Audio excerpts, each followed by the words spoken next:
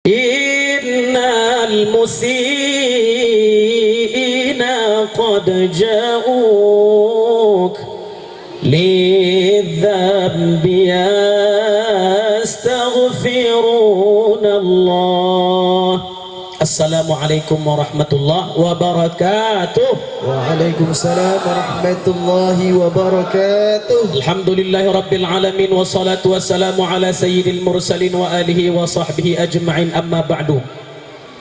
Yang saya muliakan, saya hormati, saya cintai, tambatan hati, permata jiwa Ayahanda Haji Zulyadaini, yang sama-sama kita hormati, kita muliakan Datuk Mano Sakti, Ketua Lembaga Kerapatan Adat Luhak Kepenuhan, yang sama-sama kita hormati, kita muliakan Datuk-datuk pucuk suku 10 dan 10 suku yang hadir pada kesempatan yang mulia ini, yang sama-sama kita hormati, kita muliakan Datuk Pemangku Bumi Kecamatan Kepenuhan, yang sama-sama kita hormati anggota DPRD Kabupaten Rokan Hulu yang berhadir, yang sama-sama kita hormati Kapolsek Kepenuhan atau yang mewakili, yang sama-sama kita hormati Imam nan Ompe beserta yang sama-sama kita hormati juga Ketua Kepala Kantor Urusan Agama Kecamatan Kepenuhan, Nenek Mama yang hadir pada kesempatan yang mulia ini, Bundo Kandung, beserta semua yang tak dapat saya sebutkan satu persatu, yang berbaju putih maupun yang berbaju hitam, makan gulai di dalam talam, tepak disembah beserta sirih. Kalau yang di depan berbaju hitam, cuma sedikit di belakang yang berbaju putih. Kita semua insya Allah dimuliakan oleh Allah subhanahu wa ta'ala. Amin ya rabbal alamin. Datuk-datuk, nenek mama yang saya hormati, berbicara tentang adat tidak akan lepas dari agama syariat. Ketika Rasulullah sallallahu alaihi wasallam dijelaskan oleh sahabatnya, jamilun, uangnya baik, uangnya cantik, uangnya ganteng, uangnya bersih, gagah, perkasa, wa ajmalu ma yakunu fi Ramadan, seganteng-ganteng Nabi lebih ganteng dia di bulan Ramadan lagi. Artinya ada perubahan kehidupan Nabi. Iku mohon maaf datuk-datuk, soal saya ni kalau berceramah memang godang. Memang godang biasa sodang dongah. Sebetulnya kalau dah masuk rana-rana adat ke awak apa nama bahasa Jawa itu kalem mana. Tapi dia pula berceramah. Datuk-datuk ini mama yang saya hormati, tuan-tuan guru, tuan-tuan khalifah yang berhadir juga, berarti ada perubahan hidup Nabi, ada perubahan sikap Nabi, ada perubahan sisi kehidupan Nabi sebelum masuk Ramadan, di luar dan di dalam. Oleh karena itu persiapan Ramadan kalau ranah ilmu hadis ada perdebatan. Man fariha bidukhuli Ramadan haramallahu jasadahu 'ala niran. Barang siapa yang semangat, bahagia hidupnya, bahagia hatinya menyambut Ramadan, Allah haramkan jasadnya di neraka. Banyak perdebatan ulama tentang hadis ini. Ada yang mengatakan dhaif, tak boleh dipakai. Ada yang mengatakan dhaif, derajatnya naik hasan, boleh diamalkan. Apapun itu yang jelas bahwa kehidupan Nabi sebelum dan di dalam Ramadan, di luar dan di dalam Ramadan sangat amat berbeda, sebagaimana hadis saya sebutkan tadi di dalam Sahih Al-Bukhari dan Muslim. Sepakat para ulama perubahan Nabi, maka perubahan itulah yang menjadi keteladanan kita, bahwa kehidupan kita di luar Ramadan berbeda di dalam Ramadan. Persiapan kita masuk Muharram, persiapan kita masuk bulan Safar berbeda dengan persiapan kita memasuki bulan suci bulan Ramadan. Salah satunya adalah acara kita ni perlimawan ikut di mano-mano aduh, di Rokan Hilir aduh, di Sumbar aduh, di Lampung aduh, di Jawa aduh. Cuma limau mungkin 50, limau apa, beda limau lah namanya, tapi sama-sama berlimau. Ada persiapan anda mandi bersama, anda wangi-wangian, ada nanti pakai apa namanya ke yang berdui-dui itu pandan, direbus, dimandikan dan lain sebagainya banyak. Bahkan di satu kampung berbeda-beda, ada yang bocoli kuning, ada yang bocoli tongkuk, ada tak bocoli sama sekali. Beda-beda, tapi anda persiapan menyambut Ramadan, semuanya itu adalah upaya mengikuti sunnah baginda Rasulullah sallallahu alaihi wasallam. Berbeda di dalam menyambut bulan-bulan yang lain dengan bulan suci Ramadan. Tepat apa yang disampaikan bahwa adat bersandingkan kitabullah, bergandingkan dengan syariat. Upah-upah itu saya pernah ditanya sama upah-upah itu Ustaz, ada dalilnya Ustaz? Saya bilang ada. Makanya dalil-dalil itu harus dibuatkan satu kitab. Saya siap bagi kitabnya. Tunggu dulu ada pergi pemberian gelar baru aku bawa kitabnya. Kalau dapat gelar enggak bawa kitabnya. Nah, bila lagi mengumpul data apa lagi? Ada upah-upah itu pakai dalil. Mana dalilnya? Rasulullah sallallahu alaihi wasallam setiap masuk musim panen, Nabi Muhammad ambil buahnya, diciumnya, seraya berkata, Allahumma barik lana fi thimarina, ya Allah berkahi kami dalam panen kami. Artinya di dalam panen itu ada berkah. Makanya kalau di daerah-daerah yang panennya banyak, biasanya ada syukuran, dibuat tinggi sampai pucuk sana. Itu makan rabe-rabe, mengapa ada berkah? Jadi di dalam makanan itu ada berkah. Satu, dua. Ketika Nabi makan, Nabi menjilat tangannya. Yang tersisa-sisa itu diambilnya. Jadi tak ada sisa sama sekali, semua dimakan. Jangan tangan dijilik, dalam piring banyak nasi. Itu dah cocok tu dah. Jadi habiskan dalam piring, yang di tangan jilik, ikut tangan jilik, nasi banyak lagi di dalam piring. Tak cocok. Dijilatlah oleh Nabi, ditanya, mengapa ya Rasulullah? Kata Rasulullah, kita tak tahu di nasi mana yang ada berkahnya. Di nasi mana, berarti di dalam nasi itu ada berkah. Makanya ketika upah-upah diangkit nasi dan makanan, karena di dalam nasi dan makanan itu ada berkah. Diakihkan, diletakkan di kepala agar berkah itu bercucuran ke badan awak. Tapi jangan berubah. 10 tahun yang akan datang laptop dulu di atasnya dah cocok tu dah. Bak kata ni Mamat tadi, laptop dulu di atasnya Pak. Kalau laptop buat 10 kilo mah pecah ke mana? Sedangkan awak pakai upah-upah biasa aja kadang banyak terlebih. Bapak Ibu yang dimuliakan Allah Subhanahu wa taala, ada berkah di dalamnya. Makanya diletak di situ ayam. Kalau ada duit, kalau nak lain duit tolu ayam. Kalau nak lain duitnya nak tolu ayam nak lain, artinya lah nasi samia. Masalah tu tak, tapi ada keberkahan. Nak meletakkan upah-upah ini itu pun ada ilmunya dan ada dalilnya. Jadi ketika upah-upah, tongah upah-upah tu pasti kepala kita. Ini menyamping nak. Jadi kadang ada yang upah, itu kadang orang tak berada. Itu nampak samiang. Kalau di luar kita ni semuanya betul kajinya. Mengapa? Dah belajar, ditengok, dipantau, dilatih, diamalkan, diuswahkan. Jadi kita ada orang kadang apa kepala siku, muka kau aja. Nak cocok tu dah.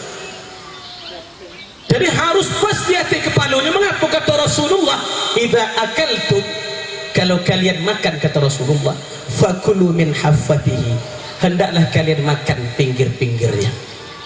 fa innal barakata tanzilu min wasatihi, karena berkah itu turun di tengah-tengah makanan.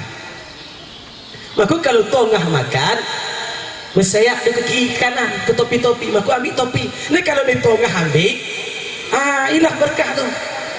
Maka diletakkanlah ketika upah-upah pas di ujung kepala kita, pas sejajar dia dengan tengah-tengah balai tadi. Maka disitulah timbul berkahnya. Ada ilmu, ada adat, ada kitab, ada syariat yang membimbing satu dengan yang lainnya, termasuk perlimawan ini. Innallaha tabaraka wa ta'ala a'taqa fi kulli yaumin min Ramadan. Allah subhanahu wa ta'ala, hadis ini, Allah subhanahu wa ta'ala akan bebaskan penghuni neraka. Penghuni neraka artinya pendosa besar. Kalau keluarga kita asal-asalnya tidak termasuk pendosa besar, tidak, ikut betul-betul penghuni neraka. Setiap hari Ramadan Allah bebaskan, riwayatnya banyak, salah satunya sab'ina alfa, 70.000 penghuni neraka setiap malam setiap hari. Kalau tidak penghuni neraka udah dibebaskan sebelumnya tanpa hitungan. Maka sebelum masuknya Ramadan mereka sudah berbahagia karena kedatangan bulan suci Ramadan. Kebahagiaan itu akan bertambah ketika ada perlimawan. Datang kita ke mukamnya setelah Allah beri kabar gembira bahwa dia akan dibebaskan dari azab, cuti sadonya, dapat kenikmatan bahagianya, dijongok oleh oma ayahnya, dijongok oleh adiknya, dijongok oleh abangnya, dijongok oleh akaknya. Senang hati, ya Allah ya Rabbi, sempurna rasanya kenikmatan ini. Hadisnya dalam Bukhari dan Muslim. Ibnu Qayyim al-Jauziyah dalam kitab Ar-Ruh menyebutkan bahwa Allah subhanahu wa ta'ala memberikan kelonggaran kepada orang-orang ahli kubur ketika sebelum masuk bulan Ramadan, bahkan sebelum Ramadan pun mereka dapat keringanan. Apabila ada di antara kita yang hadir, mereka akan menyambut kita. Makanya di dalam istilah Melayu ada ketoguan. Itu betul. Ma zara ahadun qabra ahadin, dalam riwayat ma marra ahadun bi qabri ahadin, tidaklah seseorang lewat di depan makam seseorang wa huwa ya'rifuhu fid dunya, mereka kenal di dunia dulu, illa wa yusallimu alaihi, kecuali ia menyapa dengannya. Oh mama katanya, dulu mama kau lah yang aku menikah dulu hari, aku nak ingat mama aku dia. Itu balik domam. Apa sebabnya mama tadi panggil dia? Itu hadis. Maka betul bahwa adat bersandingkan syariat, syariat bergandingkan kitab. Ini tak berpisah sudah. Cuma banyak ini disampaikan. Inna amala ahadikum yu'radu ila aqaribihim, sesungguhnya amalan kita hidup di dunia ini dilaporkan kepada keluarga-keluarganya yang ada di alam barzakh. Dilapor nak, dia dulu waktu hidup elok akalnya tak nampak, setelah meninggal oma ayahnya baru tahu apa kojoam anak-anaknya. Mengapa? Karena akan dilaporkan oleh para malaikat-malaikat Allah. Ini hadis dinukilkan oleh Imam Ahmad dalam kitab Mu'jamul Kabir, Imam kita Ahmad Musnadnya, Imam Al-Hakim dalam kitab Mustadraknya, Imam Tabrani dalam Mu'jamul Kabirnya. Ini hadis sepakat para ulama, betul. Fa in wajadu khairan, kalau seandainya yang dilaporkan baik, yastabshiruna bihi, mereka akan senang dan berdoa kita kokoh dalam kebaikan itu. Wa in wajadu ghaira dzalika, kalau dia dapatkan sebaliknya, sa'alullah, mereka berdoa kepada Allah. Punya uang mati bisa berdoa, uang mati bisa meminta. Nak itu aja dah. Maka kalau ada uang datang ke makam, tuh doakan aku tuh ya. Jangan salahkan, ada akan menyalahkan, dah salahkan. Dia minta doa, awaknya nak dia dah berdoa dah. Awak yang mendoakan, oh tunggu dulu. Tidak demikian. orang mati bisa memohon kepada Allah. Makanya fa in wajadu khairan istabsharu bihi, kalau baik mereka berbangga, kalau sebaliknya berdoa kepada Allah, la Allahumma la tumithu hatta tahdihi, jangan kau matikan dia ya Allah sampai dia kembali mendapatkan hidayah. Itu doa orang mati. Hadis Rasulullah sallallahu alaihi wasallam bersabda, hayati khairul lakum, hidupku baik untuk kalian. Dapat diarahkan, dapat ditunjuk, dapat diingatkan, dapat diajarkan, dapat diluruskan, yang bengkok diluruskan. Khairul lakum, kehidupan Nabi itu baik bagi umatnya, baik bagi sahabatnya. Kalau berbicara kehidupan Nabi itu, ya Allah ya Rabbi, luar biasa. Apa-apa yang menjadi panutan beliau itulah yang mesti kita ikutkan. Maka di dalam ilmu sosial, Rasulullah sallallahu alaihi wasallam pernah tidak bertegur dengan 3 orang. Dalam hadis dalam Al-Quran, wa 'ala thalathati alladhina khulifu, ada 3 sahabat yang dia awalnya hendak berpuang, tiba-tiba balik dia jadi berpuang dah. Itu biar Nabi itu memberi pengajaran kepadanya. Nabi tak bertegur sapa dengannya, asal lewat Nabi membalingkan muka. Pudih hati 3 orang sahabat tadi itu. Kalau sompit bagiku kojo Nabi, alamat aku mati karena takut tidak disapa Nabi. Aku elok kok, supaya adat kita kok bisa berkembang, dipandang, terbilang, terpandang. Dan kadang perlu kita boi ketegasan. Menikah dia jangan nikahkan, aduh masalahnya jangan selesaikan. Nabi begitu, niatnya memperbaiki, bukan bonci. Wa 'ala thalathati alladhina khulif, tak ditunggu sapu dengan Nabi. Podih. Karena permasalahan di dalam Madinah itu tak bisa kecuali melalui Nabi. Apa-apa yang tak tahu tanya ke Nabi, apa-apa tersalah minta benarkan kepada Nabi. Kini Nabi tak bertegur sapa dengan dia. Mumpung adat kita masih terpandang sekarang, jangan kita kendor. Kalau kendor kita, kalau lemah kita, dia tak dipandangnya kita. Kini apa-apa perkara ada percekcokan dengan tanah, ada diselesaikan. Ada perkelahian antara pemerintah dengan masyarakat, ada penyelesaikan. Berarti terpandang, terbilang. Maka jangan kasih kendor, kue kan. Alhamdulillah kita masih terpandang dan kue.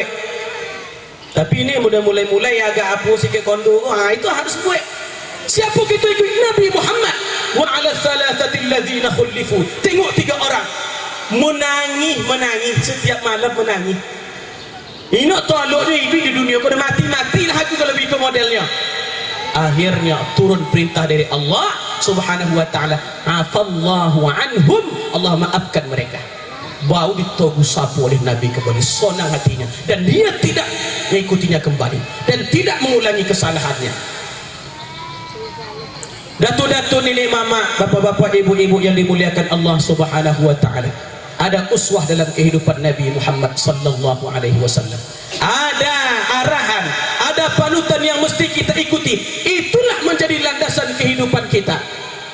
Datanglah kita kepada mereka, orang-orang yang telah mendahului kita, senang hatinya. Dalam hadis kata Rasulullah, kehidupannya baik, wa mamati khairul lakum, dan meninggalnya aku pun baik untuk kalian. Nah, di mana lo tak baiknya?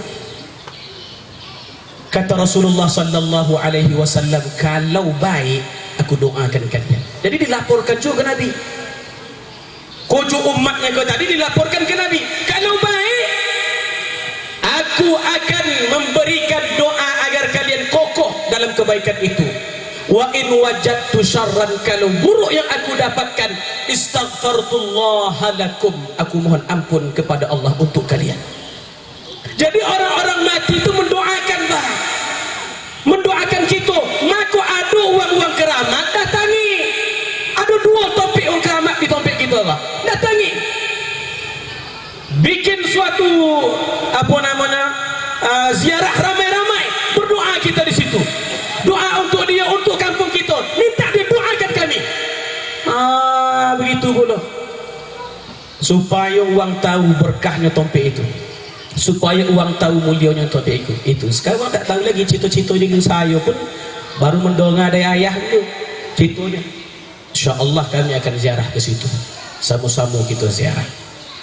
Mesti dikembangkan lagi adat tradisi kita, karena adat tradisi kita bergandengkan syariat bergandengkan kitabullah.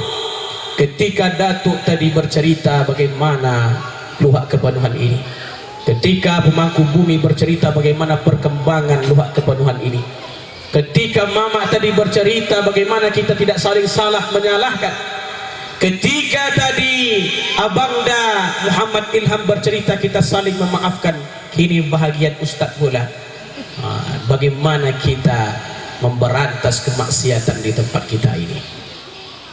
Lu'inal ladzina kafaru, Allah laknat orang-orang kafir min Bani Israel, dari orang Bani Israel itu, ala lisani Daud wa Isa bin Maryam, dilaknat oleh nabi mereka. Mengapa? Kanu la yatanahawna an munkarin fa'alu, mereka senantiasa berbuat mungkar tapi tak saling menyalahkan, tidak saling tegur menegur, tidak saling lurus meluruskan. Ada kemungkaran diam sahaja. Yang bercerita tentang suluk banyak, suluk kita banyak.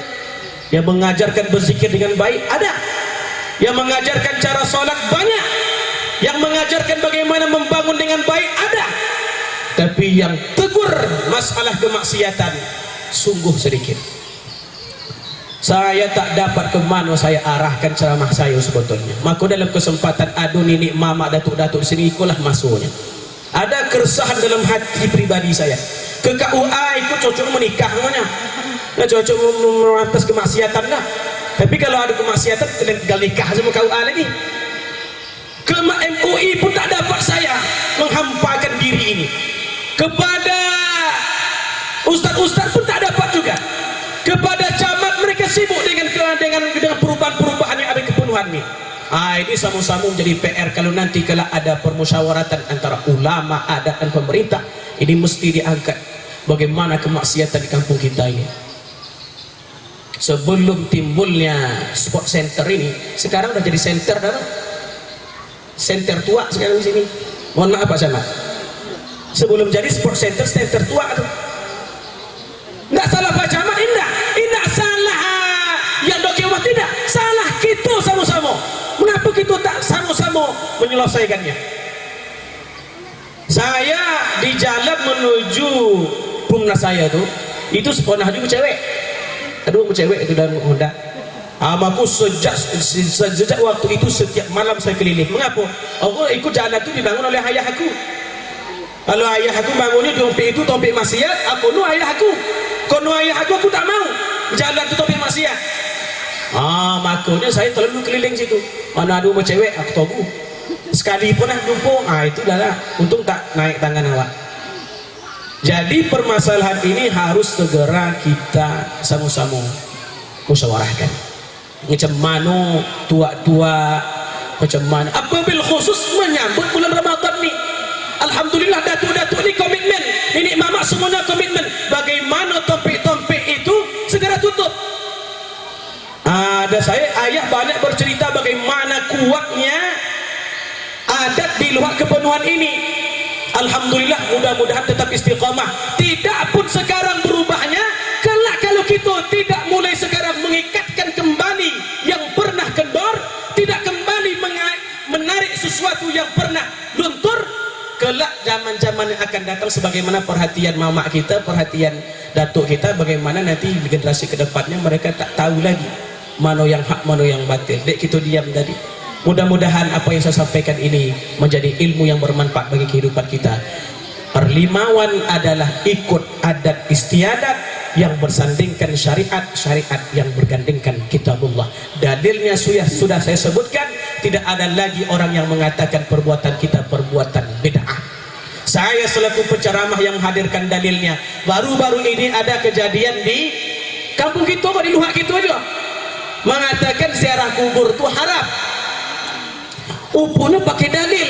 Mak, saya sudah selama hidup saya sekolah pernah aku nampak dalil haram ziarah kubur dah.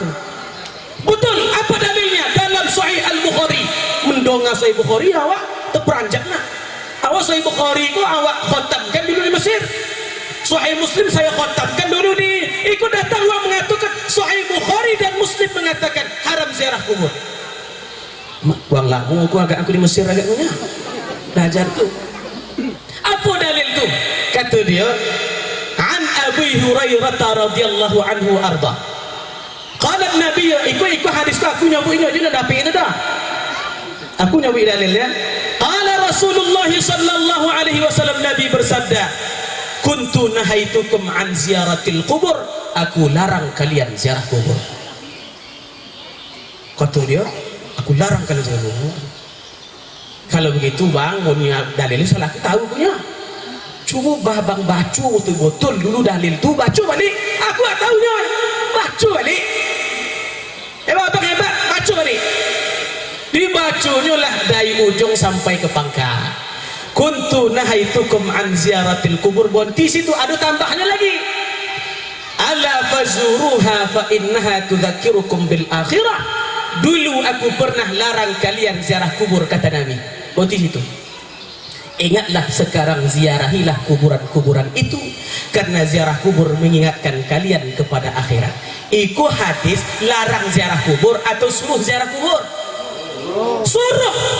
Kata Nabi dulu, zaman Mekah dulu nah, waktu orang-orang jahiliyah menyembah mayat-mayat, waktu orang jahiliyah dulu sombah-sombah sujud kepada mayat-mayat, supaya hilang akidah itu Rasulullah larang ziarah kubur. Maka kata Nabi, kuntu nahaitukum. Ikut cerita kok di Madinah kok. Hadis kok Abu Hurairah meriwayatnya, karena Abu Hurairah itu Islamnya waktu di Madinah. Waktu Mekah dia belum masuk Islam nih. Itu ceritanya. Maka hadis itu diriwayatkan Abu Hurairah berada di kota Madinah. Kata Nabi, dulu aku pernah larang kalian ziarah kubur. Alah, kata Nabi, ini sekarang kok ziarahilah kuburan-kuburan itu. Jadi disuruh oleh Nabi, karena ziarah kubur mengingatkan kalian kepada akhirat. Maka berdoa kita di kuburan boleh. Aduh, nanti ulama mengatakan ziarah kubur boleh, berdoa di kuburan bid'ah. Mengapa bid'ah? Karena menganggap berdoa di kuburan lebih mustajab, lebih langsung ke Allah Ta'ala. Itu dalilnya lado tuh. Lain dalilnya. Mengapa kita berdoa di kuburan dan berdoa di kuburan itu lebih mustajab? Apa sebabnya? Lain dalilnya tuh. Jangan salahkan. Nabi Muhammad sallallahu alaihi wasallam ketika dalam hadis ini dinukilkan oleh Muslim, Sayyidah Aisyah kehilangan Nabi Muhammad. Malam-malam Nabi tidur di rumah Siti Aisyah, kamar istri dia. Malam-malam kehilangan Nabi. Siti Aisyah kehilangan Nabi karena Nabi keluar. Jadi kalau dari hadis itu yang meraba-raba suami istri, jangan suami meraba istri. Kalau dari dalil itu Sayyidah Aisyah yang meraba Nabi Muhammad, bukan Nabi Muhammad meraba Siti Aisyah. Maka mulai malam kau apa-apa mama jangan mabuk bini, jangan dia ini yang mabuk. Itu dalil kok. Dari situ itu kalau ada lain tahu sudah diraba-raba oleh Sayyidah Aisyah, tak dapatnya Nabi. Dicarinya lah Nabi, rupanya Nabi sedang pergi ke Baqi'. Jadi dokik tu nya paling ada lah 20 langkah sampailah ke Baqi' dari rumah Nabi itu. Rupanya Nabi Muhammad sedang di Baqi'. Apa kata Rasulullah sallallahu alaihi wasallam ketika di Baqi'? Assalamualaikum ya ahlad diyari minal muslimin. Selamat atas kalian, salam atas kalian wahai penghuni kampung orang muslim. Kampung rupanya. Jadi kuburan itu kampung dia. Antum salafuna, engkau telah mendahului kami. Wa nahnu bikum lahiqun, kami akan mendahului. Kami juga akan ikut kepada kalian. Sebagaimana disampaikan oleh Abang Damah Ilham tadi. Apa kata Rasulullah? Ghafarallahu lana wa lakum. Allah ampunkan kami dan kalian. Itu doa tuh. Jadi Nabi pernah berdoa di kuburan, dan Nabi pilih berdoa di kuburan. Bukan tak bisa Nabi berdoa di rumahnya, bukan tak bisa Nabi berdoa di dalam Masjid Nabawi, tapi mengapa Nabi pilih berdoa dekat makam? Berarti ada spesial berdoa dekat makam itu. Jadi kalau kita tak ikut Nabi, ikut siapa? Ketika mereka kuat suaranya, kita ikut Nabi, ikut sahabat. Ketika dihadirkan perbuatan Nabi tak diikut, kita kita hadirkan perbuatan sahabat ia ingkar. Jadi siapa yang ikut? Jadi kalau mau perbuatan Nabi, kalau mau perbuatan sahabat, datang keluar kepenuhan, adat bersandingkan syariat, syariat bergandingkan kitab Allah, semua itu terapresiasi dalam kehidupan kami sehari-hari. Terima kasih atas segala perhatian, mohon maaf atas segala kekurangan. Saya tak pandai berpantun, pantun yang pernah saya ingat dulu, kalau ada jarum yang patah, jangan disimpan di dalam peti. Kalau ada kata yang salah, jangan disimpan di dalam hati. Cakep.